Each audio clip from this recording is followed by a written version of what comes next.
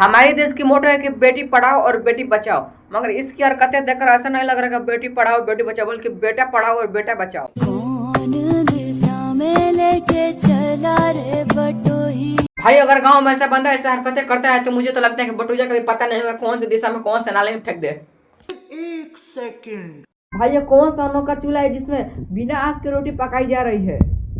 क्या कह रही है रानी सा? असुरों का विनाश करने देवी को भी गढ़ से उतरना पड़ा। अच्छा, हम बस इंसान हैं, हम तो सिर्फ चित्तौड़ की चौखट पार करेंगे। भाई एक थी रानी वो पद्मावती और एक ये है रानी सदमावती। भाई उस रानी के लिए दो राजा आपस में लड़ गए और इस रानी के तो दो मजदूर भी नहीं लड़ेंगे। भैया क्या हरकत ये क्यों कर रहा है, किसके लिए कर रहा है? तेरे लिए